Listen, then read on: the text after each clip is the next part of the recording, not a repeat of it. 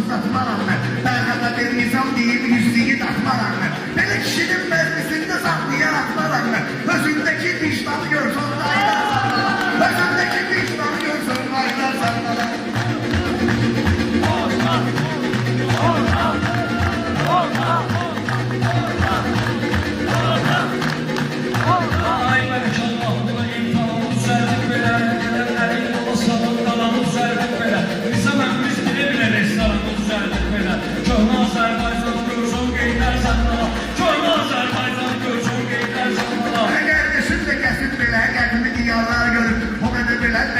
Antika divarlar görür.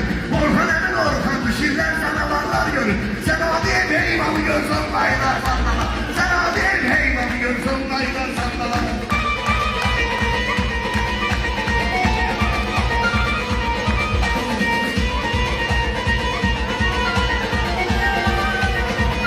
Aslı şairleri tərifləyəsən boş yerə. Toyda misafirləri tərifləyəsən boş yerə. Şərqi şiirləri tərifləyəsən boş yerə.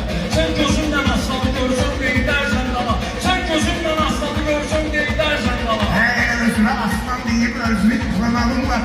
Elə özünə aslan deyib ürəyi dağlamağın var. Uşaq kimi sıxıldınsa arada ağlamağın var. 15 ildir gedənlərə belirə bağlamağın var. Özün bir dəfə telmanı görsən qaynar sallama. Özün bir dəfə telmanı görsən qaynar sallama.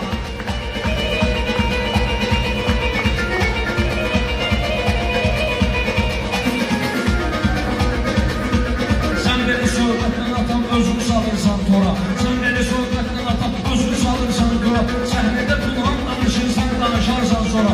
Sen Alibaq meclisi gördüğünde girersen ora. İmam Hüseyin Eysan'ı görsün, qeydərsən dala. İmam Hüseyin Eysan'ı görsün, qeydərsən dala. Sen bugünkü meydanı görsün, qeydərsən dala. Değerli izleyiciler, bildiğiniz gibi Güngör balamızı bir neçə aydır ulserativ kolit xəstəliyindən müalicə etdiririk. Bağırsağındakı sancılar təbii ki dözülməzdir. Məcbur olub paylaşırıq. Halımızdan anlayıb dəstək olan, dua edən hər kəsə təşəkkür edirəm. Ümid edirəm ki, bizi başa düşəcəksiniz, dəstəyinizi əsirgəməyəcəksiniz. Allah heç kimə bizim kimi çarəsizlik nəsib eləməsin. Kömək olan, olmayan hər kəsə ancaq xoşbəxtlik arzu edirəm. Biz də təbii ki, balamızı xilas eləmək istəyirəm. Ona görə sizdən maksimum şəkildə dəstək olmağı rica edirəm. Ümid edirəm ki, harayımıza səs verəcəksiniz, dəstək olacaqsınız, dua edəcəksiniz. Öncədən hər birinizə təşəkkür edirəm.